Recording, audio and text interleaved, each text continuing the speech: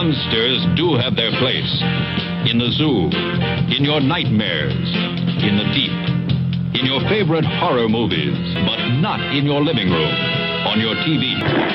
Don't let pay TV be the monster in your living room. Pay TV and cable TV companies are seeking the right to charge you for the very programs you now get free. If you want to stop pay TV and save free television, sign the petition in the lobby of this theater. Let your lawmakers know how you feel in the fight against pay TV and cable TV. I like to eat, I like to hump, and I don't like to drive.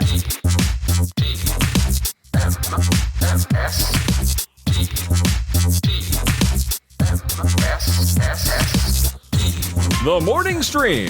The good guys will come and get you. Okay? Hello, everybody, and welcome to TMS. It's the morning stream for Tuesday, July 8th, 2025. I'm Scott Johnson. That's Brian Ibbett. Yes. Very Correct. dramatic, You yes. get 20 points for Gryffindor. I like it. Hey, Cash everybody. Cash him at the prize closet. You get a nice eraser or a pack of chewing gum. Indeed. By the way, that clip I played it because I just think it's wild in today's perspective where all TV is a paid experience. Mm-hmm. Yeah. There was a time where they were I mean, you still can get terrestrial. Your locals are still terrestrial. If you have an antenna, but you need a special, not something you have to pay monthly for, but you need a special box to like one of those big flat antennas you can put on with a cable thing that goes into your because at some TV point to they get your changed the kind of the signal frequency or something. No rabbit ears anymore. It's got to be one of those weird flat antennas. Oh, some of you people never have that experience. Your dad getting up off the couch and pushing on those things and hitting it. Like, I think we got the channel to watch the football game. Isn't that crazy? Oh, it's so weird. And it seemed normal to us at the time. It's just like, you got to deal with it. Vertical horizontal adjust, whatever those are called. Right, because the image would go shloop, yep. shloop, shloop. We got, our childhood had just a big fat meal of that, and then it all changed. And I think we're okay with the change. I think we're fine with it. I think it's good that it got better, in my opinion. Yeah. I've spent my entire morning, let me tell you something, all right? Sure. Kids are great. You love your kids, you support them, you help them when they need it, Mm-hmm. You got to be there for them, right? Yeah. My youngest, Nicholas, he's in the other room over there right now. He's moving to a new place or another place. Mm-hmm. And been helping him. It's so nice when they leave the nest in their own nest that they've already left to a new nest. Yeah, because what turns out is we are an interim nest between nests. Exactly. So for about 15 days now, it's 3 extra people. One's an infant, but 3 extra people living under the same roof. Starting to get a little crazy and cluttered here. And slowly but surely, this is what I was helping with this morning, we are moving big dusty items from the old place here temporarily, because as soon as the other one opens up, this will all then move there. But I guarantee you, come the 15th, when the big final part of the move happens, there will be shit here still that isn't supposed to be here. I guarantee it. So I am right now deciding, I'm making an executive household decision that when that day comes, it either goes with you or it goes to the DI or the Goodwill. That's what we're doing. Yeah. What's the DI? Deseret Industries is basically a local version of, it's like a Utah version of Goodwill. Sort of the same idea. Okay. Yeah. It's run by the LDS Church, so it's just got a different name, but it's the same idea. So we're taking all that shiz out, or you're taking it with you. I'm laying it down, Brian. Tristan is down, as far as what we're storing for him, he is down to one cardboard box, kind of a fairly tall cardboard box, a plastic tub of Legos, full of Legos.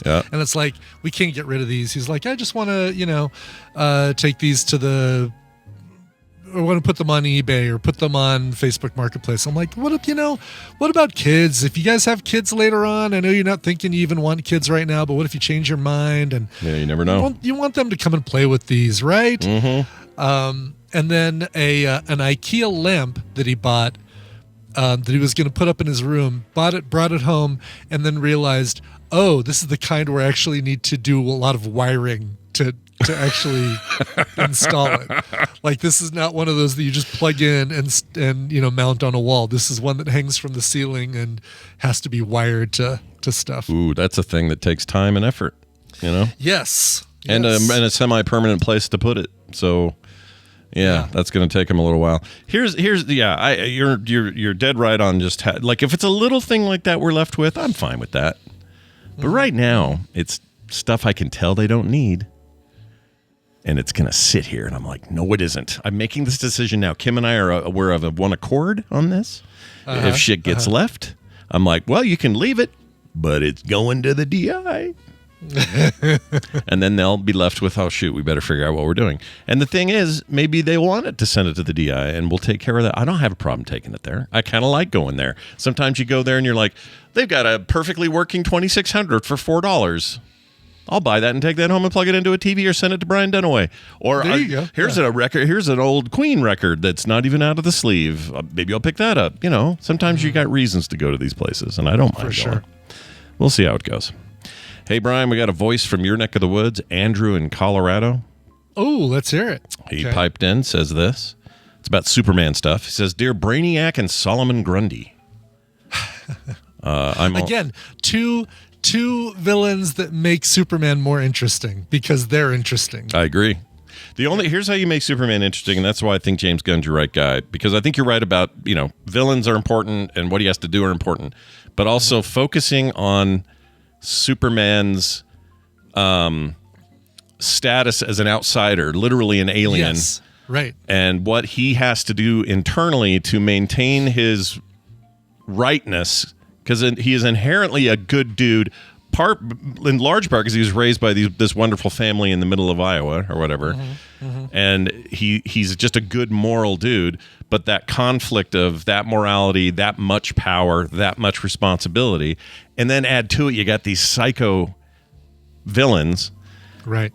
That's how you do it. And I think that's what James Gunn's going to do. I hope so. Because, unlike, Bruce Wayne, secretly he's Batman. Peter Parker, secretly he's Spider-Man.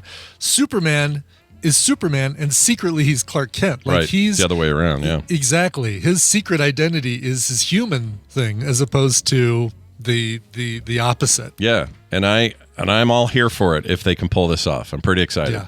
Anyway, he says, Dear Brainiac and Solomon Grundy, which I take a little issue with because isn't he just like a zombie man? He's kind of dead. He's kind of, he's basically... born on Monday, killed on Tuesday. Lumbering, gray-skinned oaf. Yeah. Is he a zombie? Something like that. Something like a kind of undead vibe going on. I just remember him, from the old Super Friends and hanging out in Black Manta's helmet ship in the swamp. Yeah. You know what's funny about that is I watched some of that recently, and Lex Luthor's kind of a dick to the other villains? Well, to the one that owns the damn helmet building. He's mean to him. Really? Yeah. It's like, hey, just kick him out. You can use my swamp fortress. Thank you very much. Now sit down, Dick. I'm going to take over this. Like he's just a pud. And he lets him. Black Manta just is like, okay. All right. Yeah, whatever. Oh my gosh. Yeah. Anyway, with Superdoo, Superman due out at the end of the week. This is the week, isn't it? Superdoo. This is the week, yeah. You're going Thursday, right? Early? Going in 2 days, baby. I'm excited. I'm excited to hear your reaction and then go Saturday and find out. Spoil everything on Friday. On Friday, everything shall be spoiled. All popcorn spilled in the lobby on Friday. That's right. Anyway. I haven't seen any crazy Superman popcorn buckets, and I think about it, right? Like the Megan head split open thing and the Jurassic Park dinosaur thing that Brian Dunaway showed us, but I've not seen any wacky...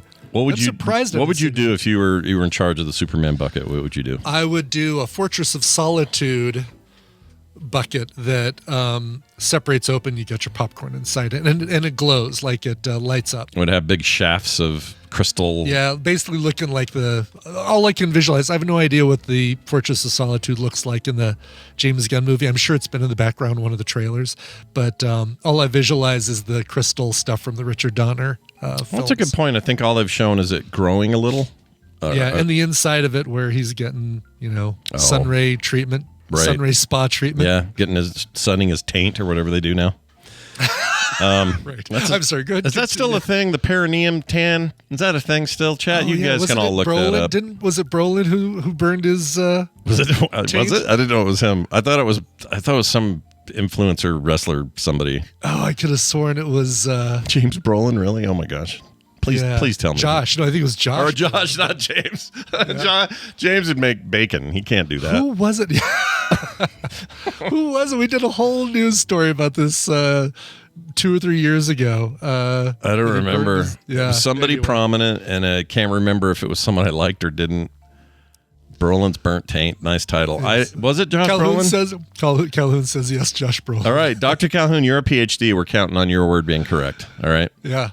If you're wrong, you're in big trouble. Anyway, it goes on to say this. Feels like a good time to remind people of one of my favorite Superman images of all time. First published in the 1950s. It shows Superman with a diverse cast of kids, reminding them being non-inclusive is not American. The lack of girls and LGBT representation do date it, but its heart is in the right place.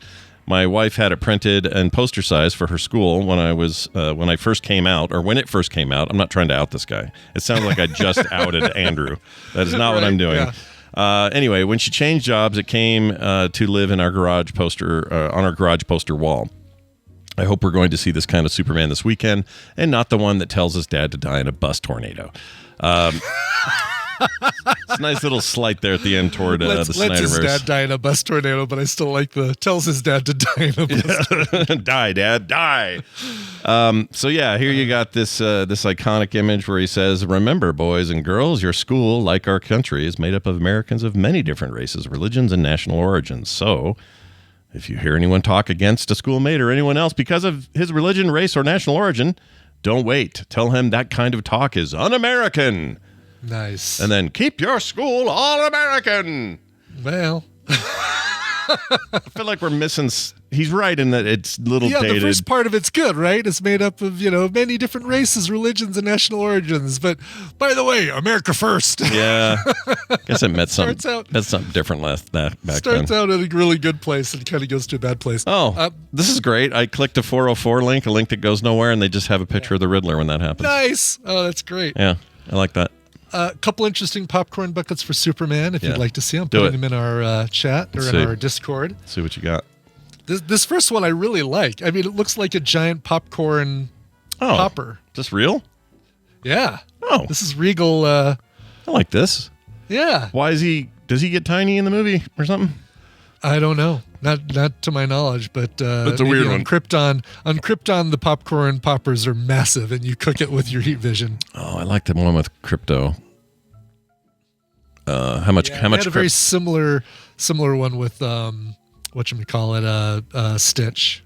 They should make you pay in cryptocurrency for this. You know what I mean? It feels like there is a. It feels like there's a joke to be made, maybe in the movie that we're going to see where Superman says, "I'm looking for crypto," and the guy says, "Oh, I could sell you some, man." Part of me hopes they don't, but part of me kind of hopes they do.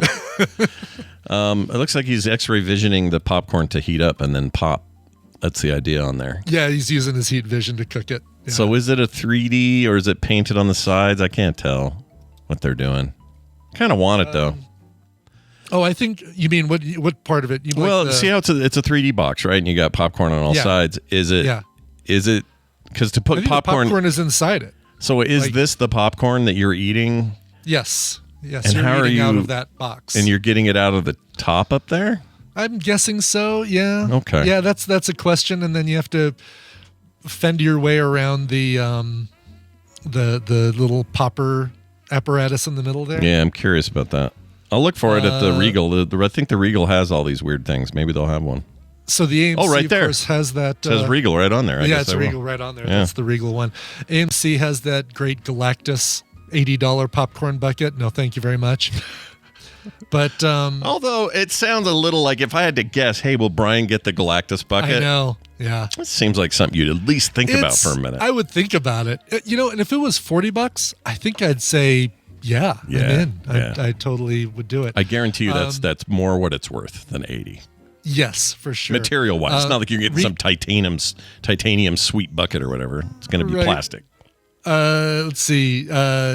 Regal also has the Fantastic Car popcorn container, which looks really weird. That's cool. That car's ridiculous. It is ridiculous. I guess they've got, I don't know, look at this weird popcorn bucket. I kind of like I get what they're trying to do here.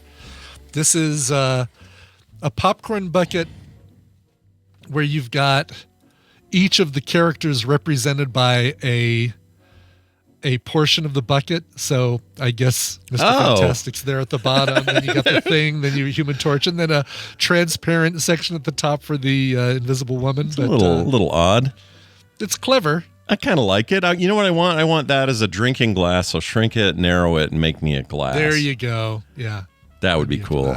Because you're never going to use this for anything but popcorn, right? No, probably not. I kind of like these little figures on the drinks. They look kind of cheap, but whatever. Look all right. Yeah. And basically, I was going to say Funko Pops. The first one, Mr. Fantastic, is super Funko. Yeah, their eyes. All three of them, but their eyes actually have whites. Yeah, I was going to say they got pupils on the whites, which is unusual. But the Thing is so. He's dokey compared to the other three. Yeah, he looks like a little lizard. He doesn't look like the Thing. Exactly, yes. And Johnny Storm's just a massive red goo. She looks cool, though. Yeah. I'm excited about it. Somebody took a bunch of shots from the trailers and took his mustache off. Oh, really? And it looked really weird to see him without his mustache right now. Oh, because we're so used to it. Yeah, I don't. Everything we've seen him in, I don't know if we've seen him without it. I've seen him in old stuff, but from Oberyn in Game of Thrones forward, I think it's all mustache all the time. Oh, right. Yeah. I don't think. I mean, I think Kim and I saw him as a lawyer in The Good Wife. It was a small role for like 3 episodes. No beard, no mustache, but he was also really young, and just that I don't think you can count that. So I don't know. Anyway, there's that. Hey, check this out too. Oh, I forgot to. No, I did show it. All right, Win Magus called in. Good old Win Magus, often in the chat. Sometimes not, but today it's a call, and he has this to say right here. Hey, Scott, it's Win Magus, longtime listener, sometimes tadpoley feuder, and first-time caller. I was listening to the Thursday show and wanted to ask, if for some reason they came out with a Mad Max war game, would you buy it? Follow up, would you actually play the war game? Despite recent events, I still find joy in your daily orations. Okay. Bye.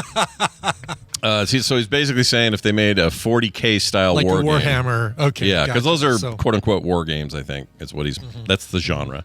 Yes. Today. Of course. Yeah. I mean, obviously you'd buy it. Would you play it? Hell yeah. I would play it.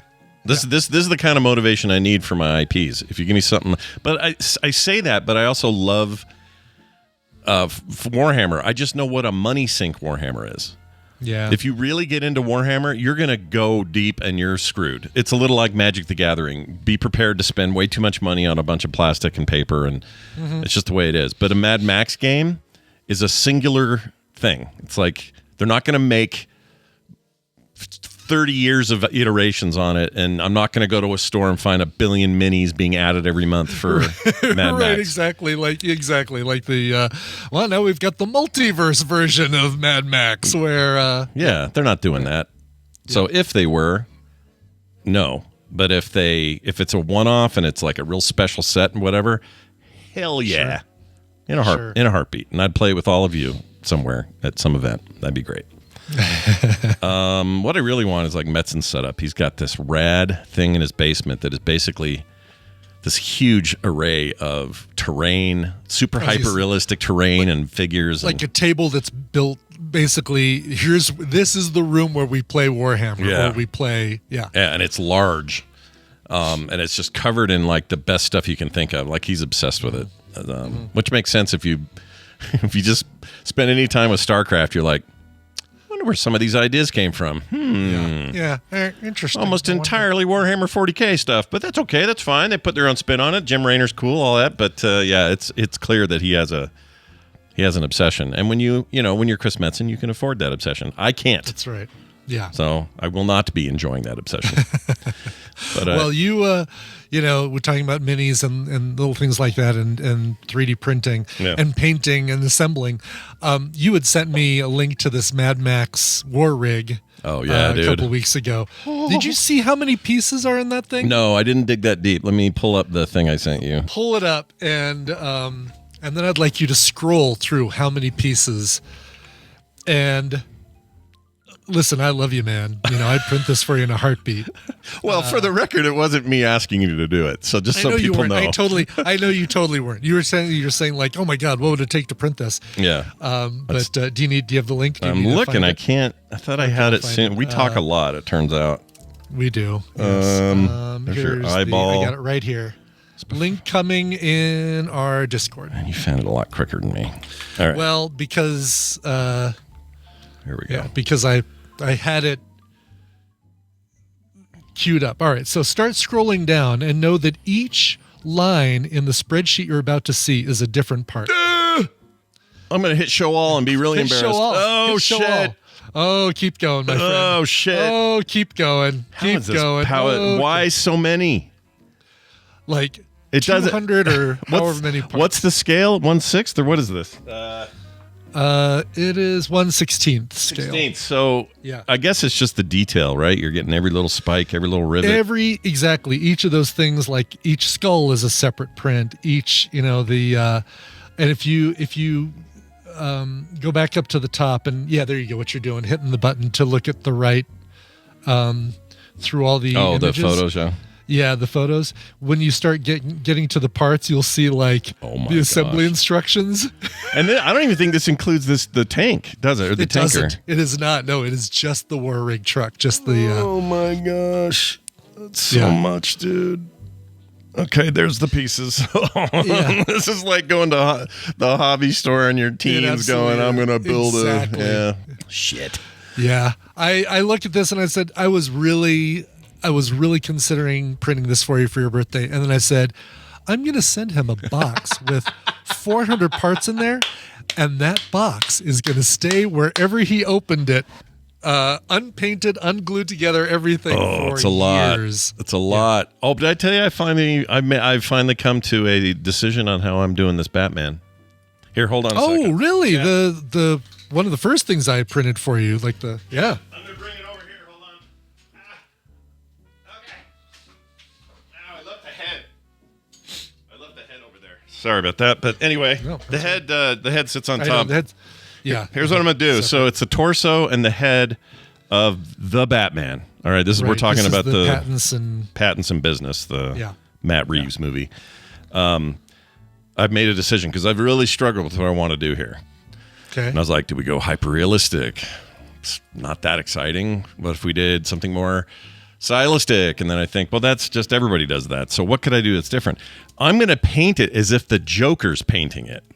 Oh, so I'm going like smeary makeup on the mouth. Yeah. Green splotches of paint, big swatch, but very like chaotic and angry. As if this is like a bust that the Joker's like got a hold of and is just being a dick about, That's what I'm going to do. So. Kind of like, was it one of the Arkham games where in his basement he had a Robin suit that was covered with Joker graffiti or something? Yeah, there was something like that. I think that may have been actually what inspired it because I was looking at, or maybe it was a cartoon or something, but whenever he gets all defacey, or even in the comics where you see Batman graffiti by the Joker or his people, and it's just kind of wacky and big grins across. It's like propaganda almost. It's hard to explain, but I want that, and I want it to be really like bright colors and graffiti like spray and that kind of thing. So that's cool. That was in Batman v Superman. Okay. Oh, was it? Yeah. Okay. Well, there you go then. Anyway, what made you say that? Graffiti. Yeah. Martha Graffiti. All right, you guys. Thank you, Win Magus, for the call. And the answer is yes, I would play that game to get back to that. Play the crap out of that game. It's time for us to do some Tuesday news, and it comes at you fast. It's the news brought to you by DailyMusicHeadlines.com, where you can hear today, let me see here, I've got it right here, about Apple Music's 10 years of Apple Music top songs playlist. These are the 500 most streamed songs since 2015. Number one on the list just might surprise you. Really won't. You'll find out who is leaving Pearl Jam. That it's just been announced, like who's finally leaving the band after 27 years of being with the band. Guessing it's not Eddie Vedder, if I had to guess. It is not Eddie Vedder. Okay. Fair point. You'll also find out about one streaming service that says, keep music real. We are creating a human review board and review process for all music submitted to our service, and we are not going to allow fully AI generated music on our platform. You knew this was coming, right? Somebody had to counter it. Yep. Love it. I want to make hats that say keep music real. Yeah. Make music real again or something like that. Yeah. Do it with comics, do it with movies, do it with everything else too while you're at it. Let's do it all. Exactly. So you can find out about that. Also, we had like 4 people who are suffering some sort of medical situation. We just kind of grouped all of them together. Artists and bands that are like, I got to take a break from the band because I have to deal with this medical situation, hand surgery or this or that or strep throat. Anyway, all that is at dailymusicheadlines.com. You know, we don't get a lot of traffic, or not a lot of traffic, a lot of posts on our Reddit. But if you find a story that's like, dude, I want you guys to cover this, it's one of the places that we look. So we always check it, even though no one's ever posted anything there. But we have a subreddit. Daily Music Headlines is the subreddit, as you might guess. And we'd love to get your suggestions for stories there as well. Nice. I always think we should do more for TMS on Reddit.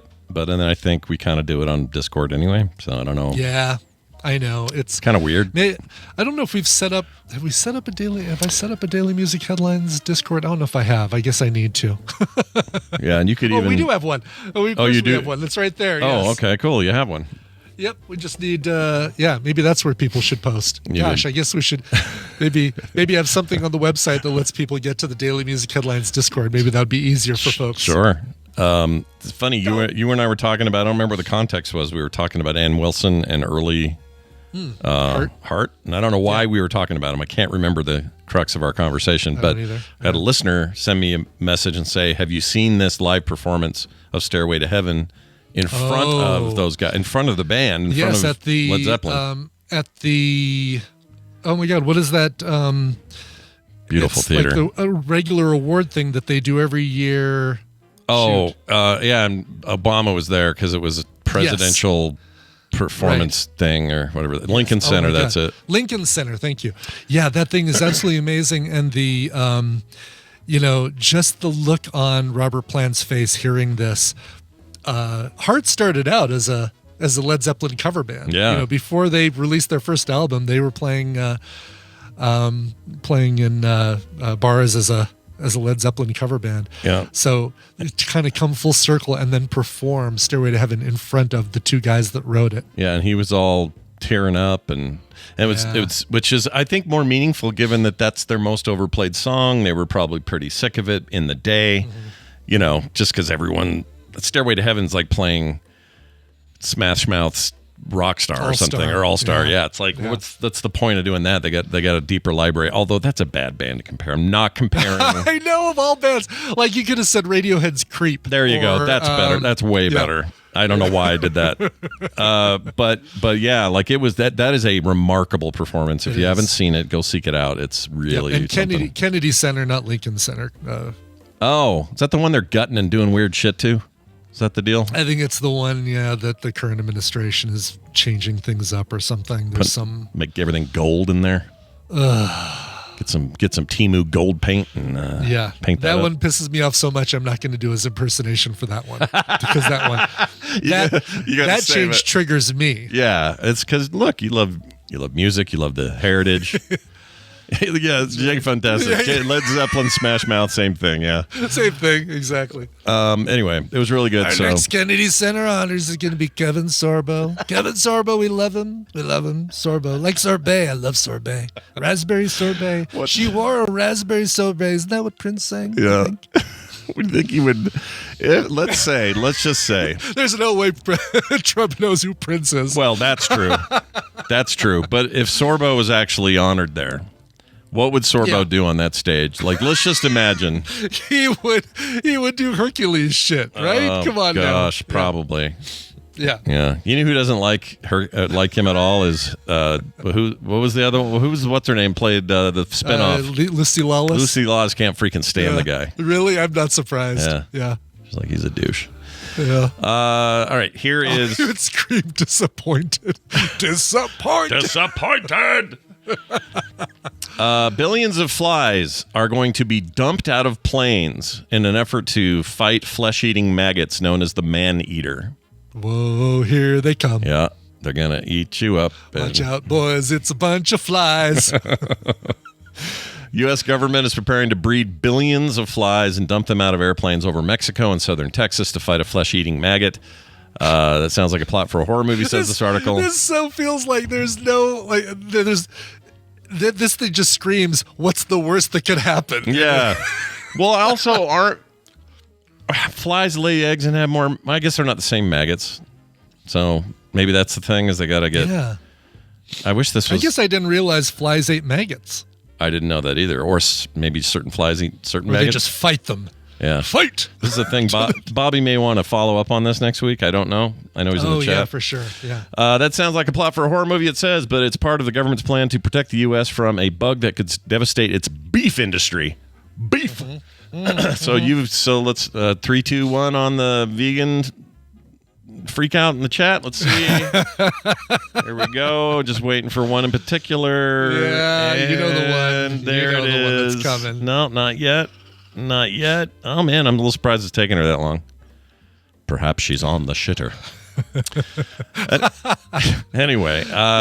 Isn't this how they got the snakes out of Ireland? Or when the snakes came they brought in snakes to get rid of the mice or something? I don't know. That's what you always worry about, right? Yeah. And this always happens. It's what's like, going to get rid of the flies now? Yeah, we transplanted a tree that was native to Africa and put it here. Oh no, that tree is now strangling the roots of this other tree. Right. What do we do? Nope. Bring in the dogs. Oh no, the dogs are from Africa and those are bad dogs. So hurry up, bring in the monkeys. You know what I mean? Like, when does it stop? Yeah, I know this is an old woman who swallowed the fly kind of situation. Yeah. Well, Perhaps we'll all the maggots will die. We're all gonna die. Let's see. It says here the sound. Or let's see. Where was I? Okay. It's an exceptionally good technology, says Edwin Burgess, an assistant professor at the University of Florida who studies parasites in animals, particularly livestock. It's an all-time great in terms of translating science to solve. Translating science to solve some sort of large problem. I mean, sure, I guess. Target pest is the flesh-eating larva in the world, or known as the New World screwworm. How's that sound? The New World screwworm fly. Yeah. The U.S. Department of Agriculture plans to ramp up the breeding and distribution of adult male flies, sterilizing with radiation before releasing them. Oh, that's interesting. So they're irradiated flies. Screwworm. I don't know what's worse. Through the marigolds, eating flesh and something else. Yeah. Yeah, I don't know if making them radioactive is helping me. You know what I mean? Too many comics for us that, again, what's the worst that could happen? Yeah, it's weird. So it says the way but it actually has this has a part in it. That sterilizes them. They then mate with the females in the wild, and the eggs laid by the female don't get fertilized and therefore don't hatch, which means fewer larvae, and over time, the whole population dies out, is the idea. Okay. All right. Get your swatters out, southern Texas. Get ready. Yeah. If your floods aren't bad enough, now you're going to have a freaking fly problem. I mean, the term flesh eating, I kind of agree with the whole nuke it from space. When you bring in the word flesh eating, the hyphenate, the poly hyphenate flesh eating, or whatever it is. Right. Yeah. Whatever it takes, get rid of it. So if it is dumping a bunch of radioactive flies. Whatever it takes to have maggots not eat me at night. Yeah. I think I might be okay. Yeah, I think I'm cool with that too. Yeah.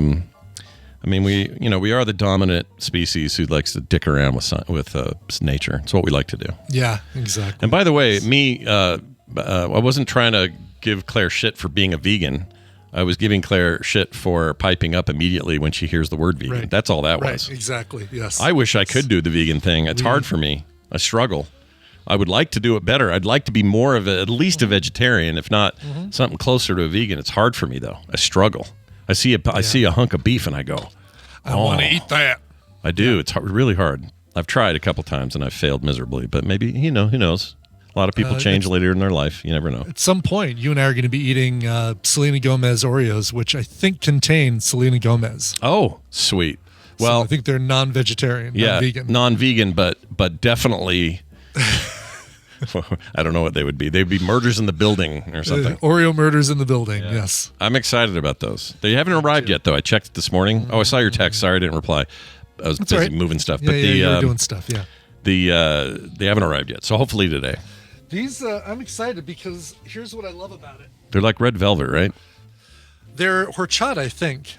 Oh. Chocolate and cinnamon cream. But here's what I like is that the box is a bunch of 2-pack cookies. Like, instead of opening a sleeve and having, those ones we got last time, which are 4 or 5 cookies in each one, which is more than you should eat in a sitting. Yeah. 2 cookies in a sitting.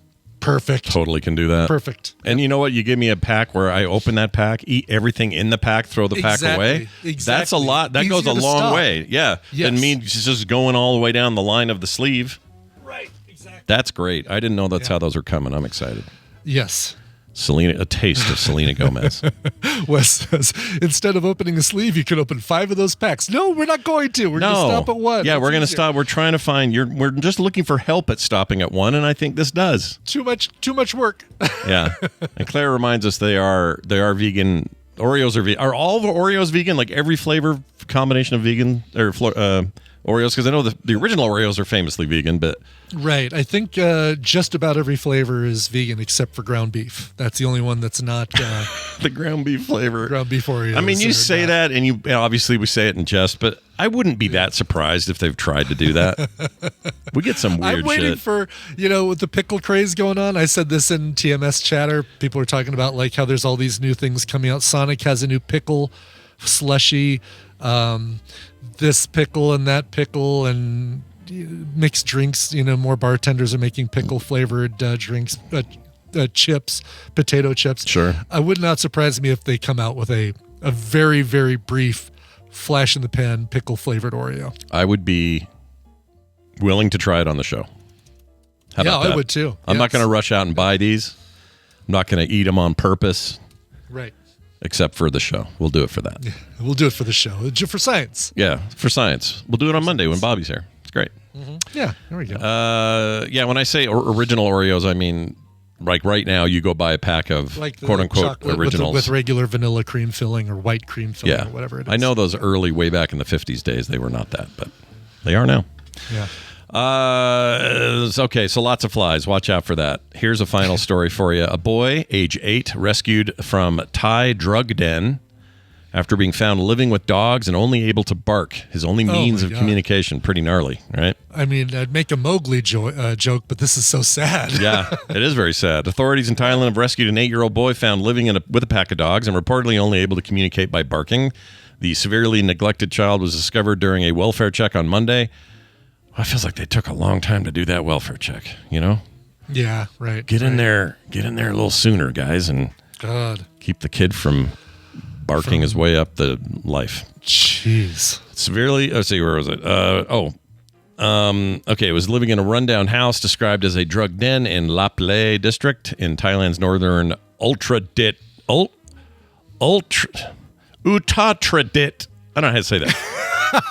Province. Sorry, I was getting the song ready. I'm going to find it and I'll help you out with the perfect word. timing for me to find a bad word and then exactly. I'm still there. It is Thailand.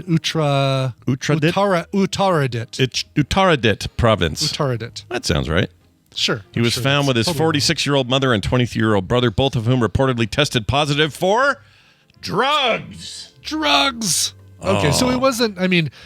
I'm not at all defending this. It makes me feel better that he just wasn't like abandoned in a room with dogs and thrown the same food that they're throwing in for the dogs. Part of me thinks he's almost better off without these people in his life. You know what I mean? For sure. Yes, get this kid away from these. Because they're definitely not helping.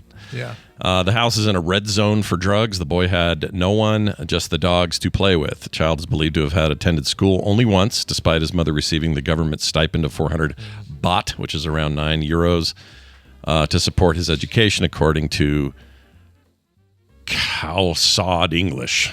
That's a website, I guess, or a newspaper. Cowsod. Anyway, Cowsod. do not let your kids just live with the dogs. Don't be doing that. Yeah. All right? That's not cool. Horrendous. Not cool at all. I don't care how good the drugs are. Obviously, they're addicts. I mean, this is the dark thing. But Yeah. here on the morning stream, we try to have a little fun. We do not condone the use of drugs at this level where your children only have dogs to play with. That's right. But we do recommend that you listen to cool music when we take breaks. And Brian's got one today. What do you got? Yeah, let's go to New York City for this one with an electronic post-punk band called Public Circuit. They've got a new album called Modern Church, which doesn't come out until September 12th. Feels like a lifetime away for this album. But you can pre-order it, and you can listen to the brand new song from them. This is the first single. It's called Samson. Here is the band, Public Circuit. This is J.C. Penney's $10 dress shirt. It's made of silky smooth Ultressa polyester, a fabric many $14 shirts are made of. It has a special collar that feels soft but stays in shape, a feature many $16 shirts have. It has 7 buttons instead of 6, so that it won't pop open at the waist, a feature some $20 shirts don't even have. The J.C. Penney $10 dress shirt, probably one of the most expensively made $10 dress shirts in America. Where's the shitter?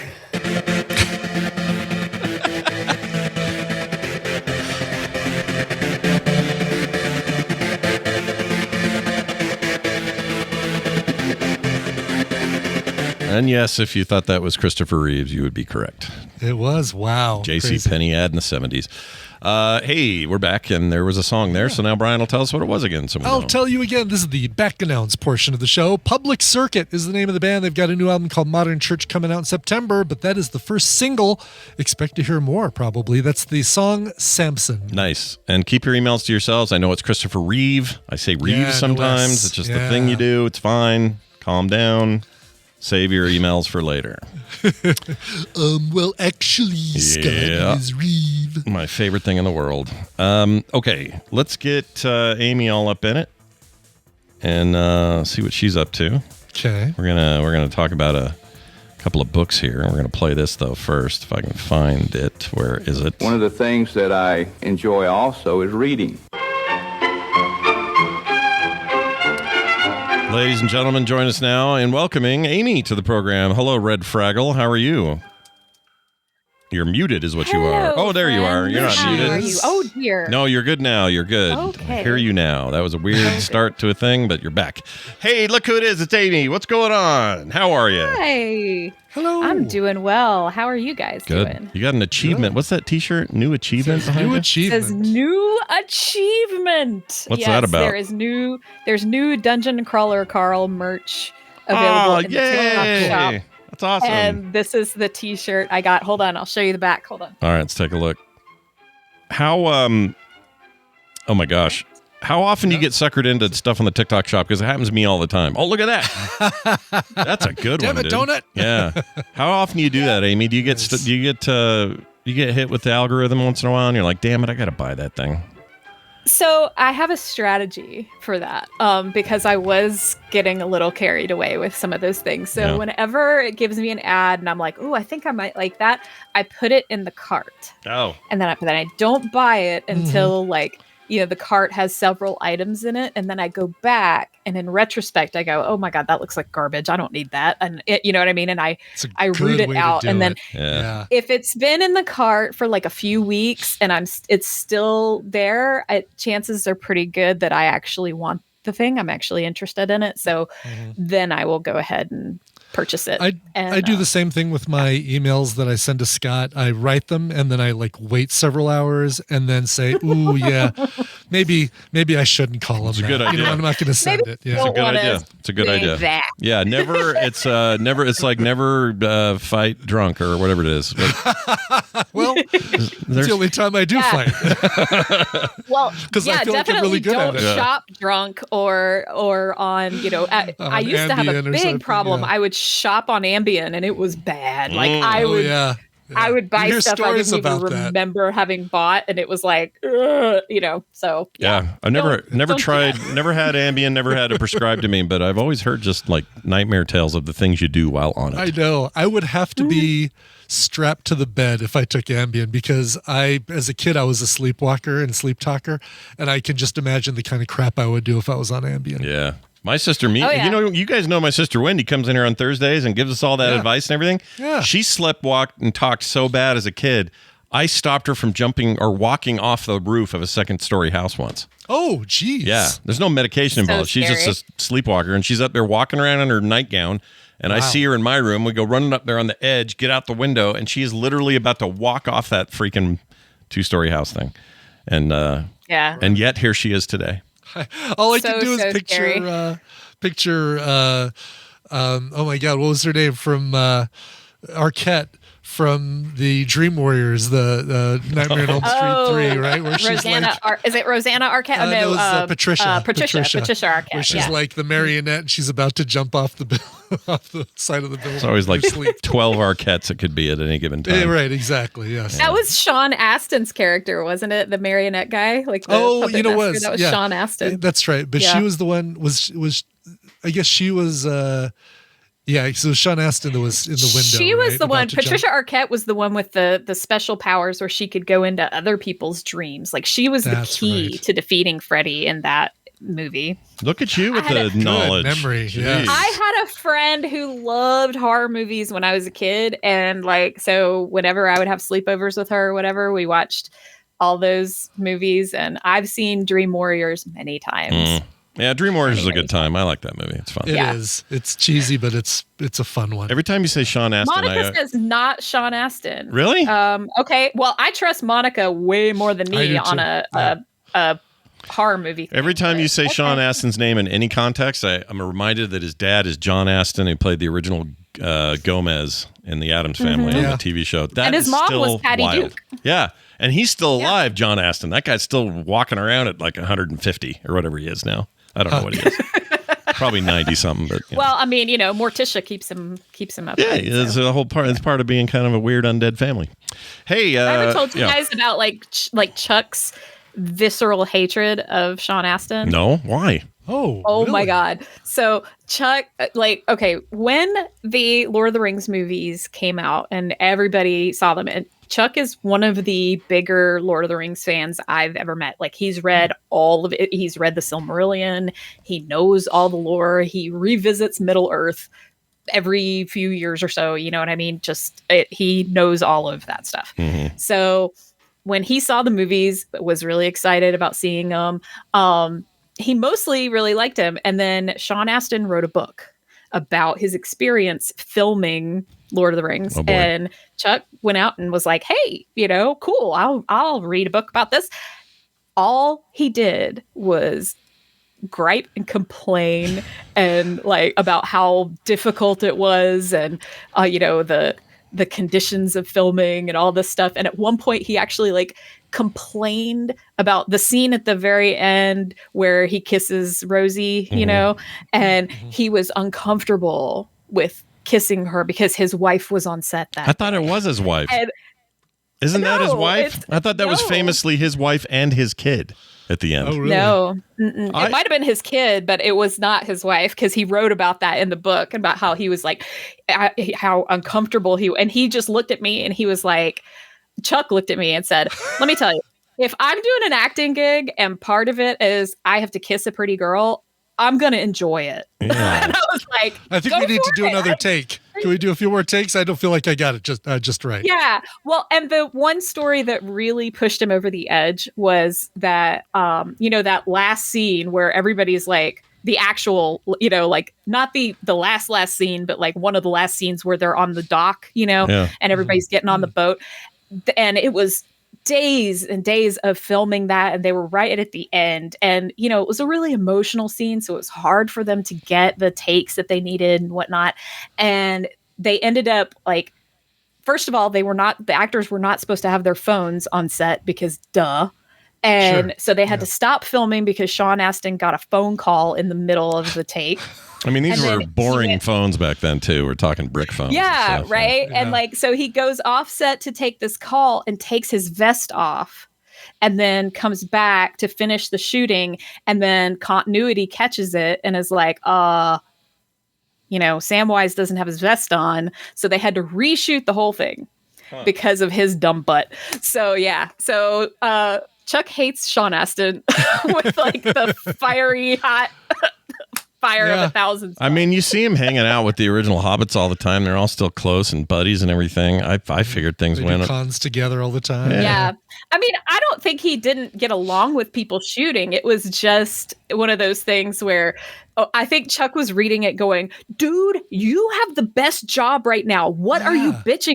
Nothing to complain about. He wrote an entire book like bitching about, doing the coolest role in cinema history, and like, he complained about his salary and like he got, the man is rolling in residuals. Oh, he's doing he fine. Never has to work again if he doesn't want to, He doesn't. He never has to make Rudy 2,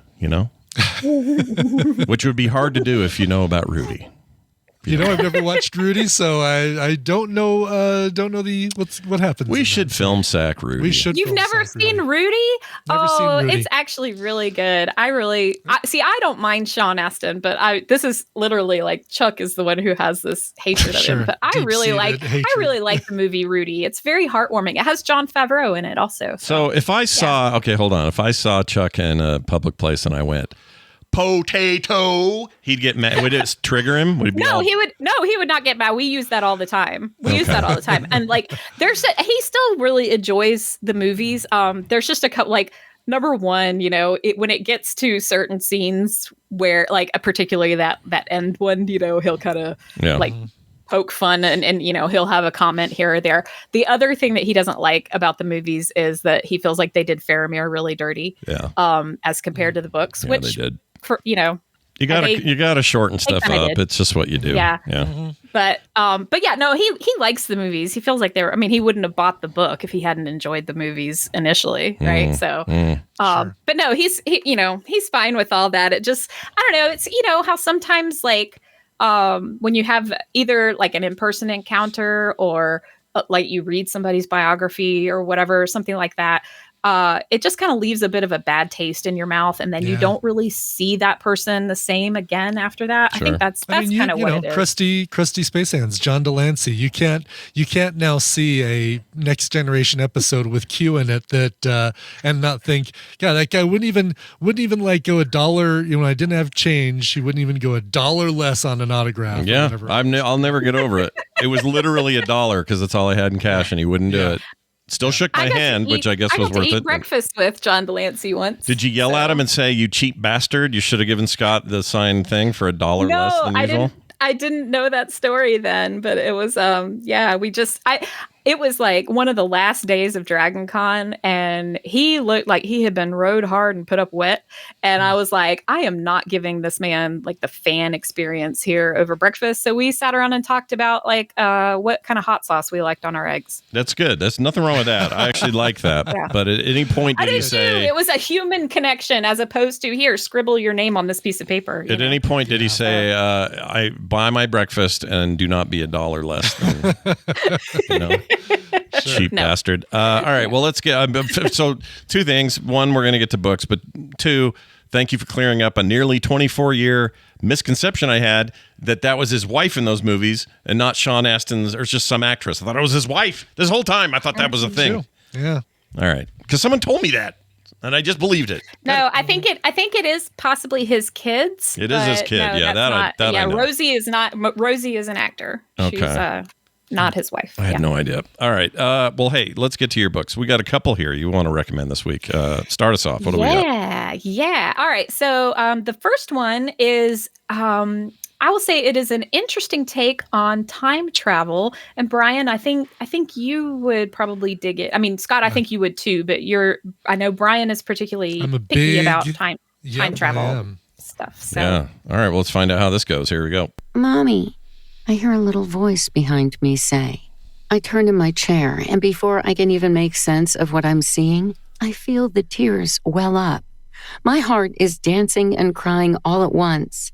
"Can you help me with my transformer?" he asks. I can't speak. My lips are trembling, and my mouth won't form any words.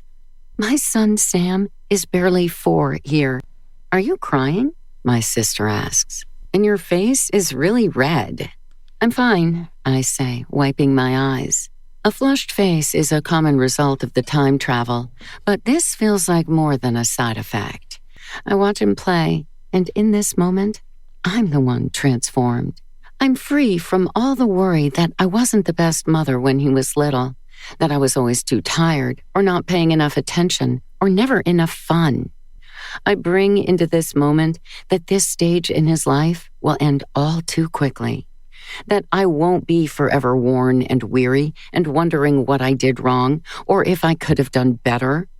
And that's when I see the beauty of it all, the joy of his giggles and his love for me that knows no bounds, the littleness of his body that once exhausted me, but now I desperately cling to.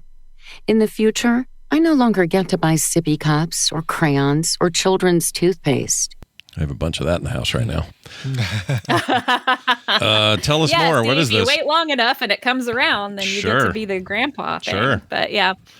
So yes, this is a book called The Memory Collectors by I forgot who Diet the author Meserve. is. I'm a bad person. Okay, Diet Meserve. Oh, Deep I see Measures, Fiona yeah. Harper. This must be the wrong one. Let's see. Yeah. Oh, yeah.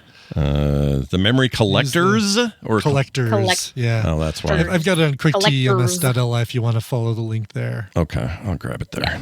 Anyway, tell us more. So it's really good. Basically, it's a sci-fi story where it's kind of, what is it called when it's like, it's not far future, I guess near future. Near future, sci-fi? sure. Is that a term? Near future? Okay. So yeah, it's mostly the world as we know it today, but with this one addition of this technology that allows people to sort of project their consciousness into a previous version of themselves. And you can't, it's very well known that it will not change anything. Like you can do whatever you want while you are sort of re-experiencing this piece of your past, but it's not going to change anything. Like your future's not going to change, right? So everything that happened already happened. Brian's vibe, right, Brian? You like that? That's exactly what I look for. Is you can't change your past, but you can. Or I'm sorry, you can't change your future, but you can change the future of the alternate timeline. Right. I like that. Well, in this case, it's not even really that. It's more like you're just projecting your consciousness into your past self. So it's more like it's an almost observer like role. Yeah, and you're not an observer. Like you can actively do stuff in there, and you're there. But but it doesn't change. It doesn't have any effect on the present or the future. It's kind of Scalzi like idea here getting played with. Yeah, and it's really, really interesting to me because it brought up so many cool questions, and there's 4 different people that this goes through, and it's all told in the first person, but it's the first person of these 4 different people, and it's one of those things where it's this new technology, and so only like either wealthy or VIP type people get to go do it. That's kind of part of it. They make commentary about that as well. But so there's one where it's this woman that we just heard who goes back to sort of visit her son, which you find out pretty early on that it sounds like her son has probably passed. And so that's why she's so affected by going back and seeing him. And then there's another guy who we know just goes back in time to like be able to do things like hike and surf and climb, do rock climbing and extreme sports and stuff like that. And then you find out why. And then there's another guy who goes back, he got ghosted by this girl who like he was completely in love with, basically felt like she was the one. And then she just vanished. out of thin air, and he never understood why. And at first you're like, oh my God, dude, she just wasn't that into you. But then later you kind of, oh, maybe there's more to it. Okay. And then the fourth person is somebody who deeply regrets something that she did and can never take back. And all those four people end up going back to the same time period at the same time. And so they kind of start encountering each other, and they realize that they're all what they call jumpers. And so they start kind of investigating, like, hey, wait, why am I here at the same time as you? And what do you have to do with this? And what, Oh, there's a conspiracy afoot is what it sounds like. And there's this whole, sort of mystery surrounding, like, why are these four people who previously knew nothing about each other seemingly connected? Why did the system send them all back to the same place? Because initially they tell you, like, that the technology has no control over when it sends you to. It just sort of sends you backwards, and then you experience something in your past. I need to see what this Deet person looks like. I need to know who gets named Deet. It sounds like I know. You're getting the mosquitoes. Don't use. I had to go and listen to, like, the the introduction on the audiobook before the show, so I made sure to pronounce their name correctly. So it's not Dete or DT or anything like that, as far as we know. Okay. No, it's Deet. That's great. Yeah, but it's a really interesting story. Like, I found it really compelling, and it raised all kinds of really interesting questions. And, like, one of the things that was just, like, kind of simple but easy to overlook is that people who get sent backwards, like, let's say if I were, like, in my 60s and now all of a sudden I get sent back to my 20s. Yeah. Right. Like, oh my God, like, look how this body can do stuff, like, never appreciated this body while I was in it. Now I'm do-over. I'm so bendy, that kind of thing. But, and then there's, and like I say, just the little things that you overlook while you're living in that moment, but then when you go back to re-experience it, you suddenly are aware that you need to appreciate them. Sure. And it's, and again, there's a whole other host of, it does what good sci-fi does, right? It raises questions. It makes you ask questions about, kind of the nature of things and how we experience the world. So this woman, Deet Meserve, by the way, kind of a crazy resume. She's not just a best-selling author. She's the CEO of Wind Dancer Films. She's a television production person. Like, this lady gets around. She gets some stuff done. That's great. Yeah. Love it. This book was recommended to me. It was one of the ones I got recommended to me by something else that I read in the past, and it was that Right Place, Wrong Time, or Wrong Place, Wrong Time book, where the woman keeps going back in time, like further and further back in time to figure out why her son got murdered, or why her son murdered someone. Yeah, we talked about that here, right? That was one of those. Yeah, that was one that I recommended here. So it was one like, hey, you liked this book, so you might like this other one too. So yeah, so if you happen to have listened or listened to that show and then taken that recommendation from me, then you might like The Memory Collectors as well. Nice. That is our first book. Let's talk about your second recommendation. Yes. So the second recommendation is we'll just say it's more sci-fi, but also, like, it's a little hard to listen to. Oh, goodness gracious. Oh, okay. All right. Everybody put on your temporary caution ears or something. Here it is. Afterward, he takes some of his sweat and wipes it over her chest where she can feel it, cool and evaporating. Gross. He nuzzles his nose into her neck. They have to figure out how to make you sweat, he says. That's the one thing. The next morning, he is reaching for his coffee at the machine when he accidentally hits his head on an open cupboard door, and when he slams it closed, the cupboard bounces back open and a cup from inside falls out. Annie gets up from the table. Are you all right? What do you think? I hit my f***ing head. He kicks the ceramic shards so they fly across the kitchen floor. Then he shuts his eyes and presses his hand to his forehead. Would it kill you to clean up around here sometimes? She does a quick scan, left to right, and notes all the things out of place. Doug opens the freezer. No ice. F this. Are you sure you're all right? She asks. Just be quiet, he says. And then, when's the last time you washed the floor in here? Friday at 7:38 p.m., when I reminded you. Yes. Okay, look, I like my place clean.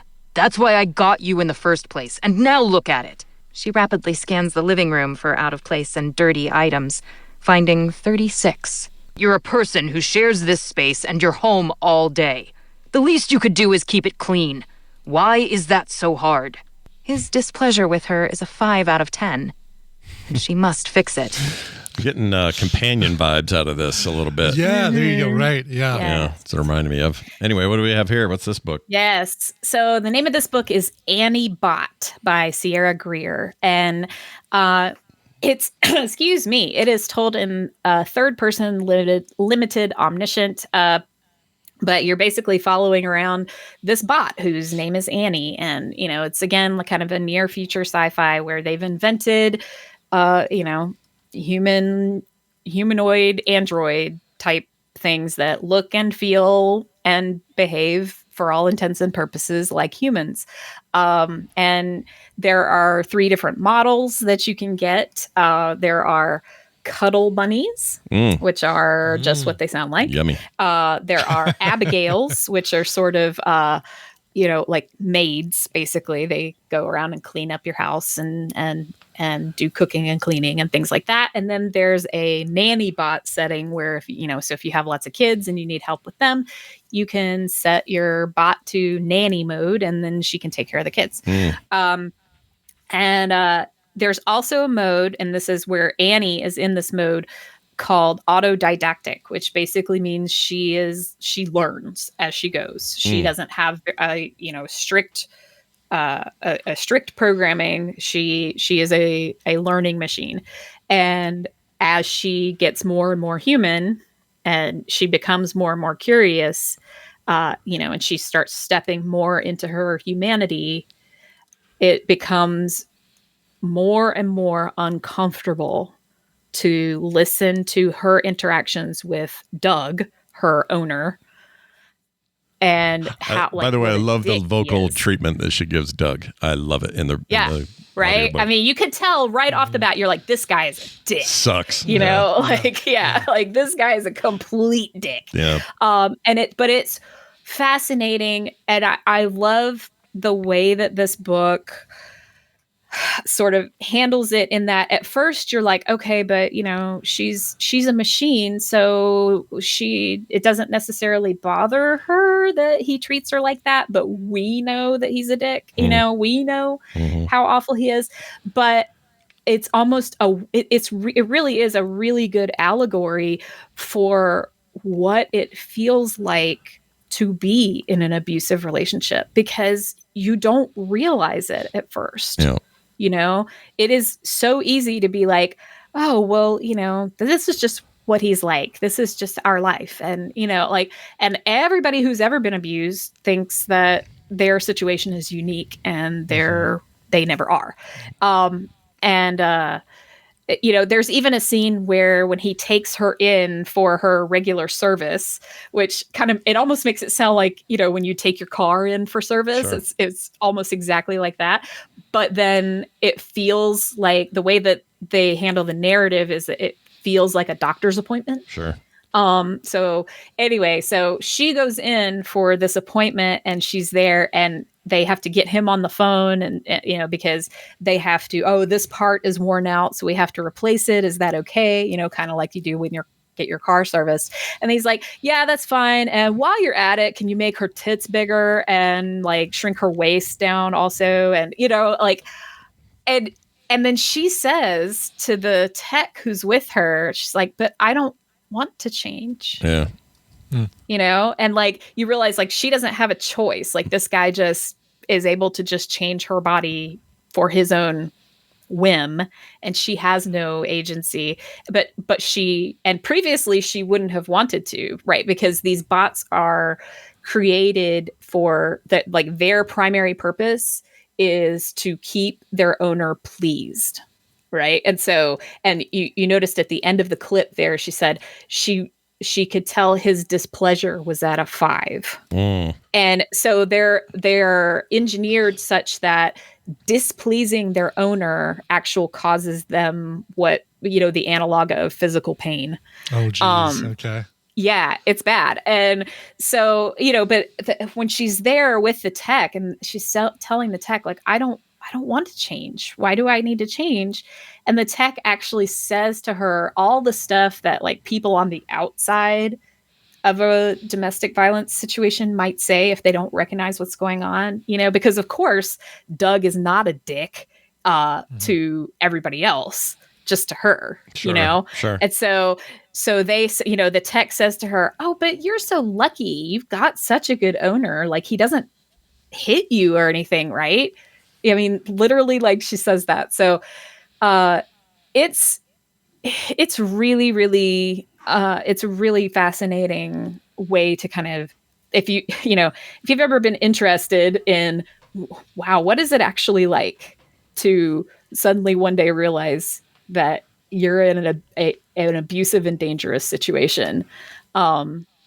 It's that much of a thriller, I would say. Sounds up my alley. I'm totally going to check this one out. Mm-hmm. It's real good. Great. It's got kind of a, because it's like these sentient robots, it's got a bit of a Blade Runner vibe to it, but yeah, it's real good. I really enjoyed it. It won the Arthur C. Clarke Award, which is no small thing. That is a big deal. It's prestigious. Yeah, that's very, very cool. I want to check it out. That again is Annie-Bot by Sierra Greer. All of these, by the way, can be found at the Pumpkin Cottage. All right. Yes. And those links. Let's give some love to our friends at the Pumpkin That's Cottage. right. Hootie and his wife running a ship shop shape awesome bookstore out there in Springville, Utah. Need to get out there again. Hootie and the Bookfish. Hootie and the Bookfish. There's bacon cheddar ranch. I was gonna save Annie-Bot for like October because that is Domestic Violence Awareness Month, but I decided to instead do it this month in July because this actually tomorrow marks the anniversary of my sister's death. So there you go. Nice. Do check it out and get it. These are great books. They're up on quicktms.li. If you were looking for direct links, you can find them there. And it's always a pleasure hanging out and talking to you, Amy. Anything else going on you want to mention before we go? No, everybody say hi to Mama Fraggle in the chat. I finally got her all connected, and she's nice. She's not chatting very much. She has a sinus infection, so she doesn't feel good today. Oh, I'm sorry, Mama Fraggle. Is she in there as Mama Fraggle? Yes, she's in there as Mama Fraggle. So if she types in hi, it should show up as, hint, Mom, go ahead and type in hi in the chat there. Let's give her we're giving her a video yay, and then everyone should just swamp her with @tells in there and let her know how much we appreciate seeing her in here. All right? So do that. We're all winners now. Congratulations. All right. Hey, Amy, well done. It's good to have you here. It's fun to talk to you. As always, have a fantastic couple of weeks, and we'll see you on here soon. Okay, bye. Bye. Okay, bye. There's that. We did it.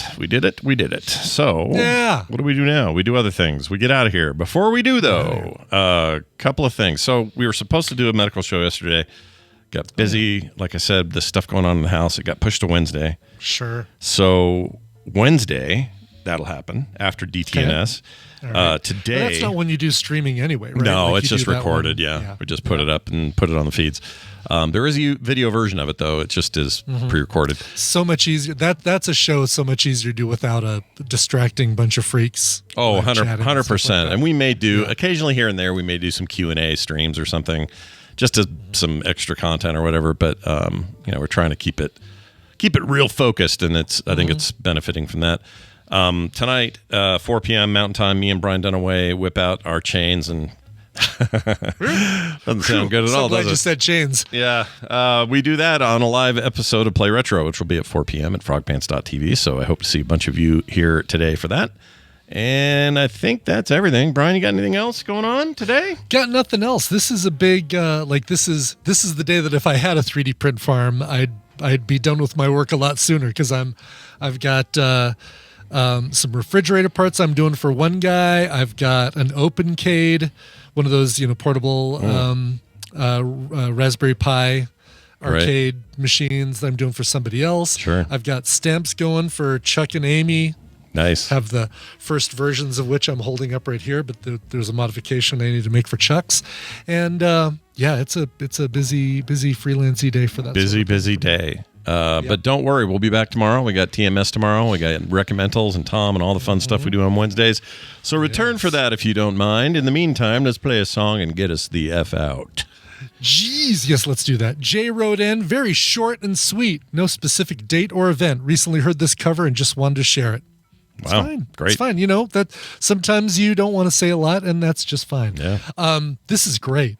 I'm so glad they wrote in and suggested this, because I was fully unaware of this band, and I got this confused with what I was playing yesterday. They're both on the same vibe. This is a little bit more electronic, a little bit less steampunk, but this is a band called Moonrunner 83. And the 83 in the name is very apt, because that's the year this music sounds like it's from. So cool. Came out with an album in 2023 called Electric Avenue. And on there, you'll find a couple of covers, not a whole lot, a lot of new and original songs. But this cover right here that I'm about to play is excellent. It's a cover of Glycerin by Bush. Those pants are made for frogging, if you know what I mean. I actually don't. Frogpants.com. Luigi with the squeegee.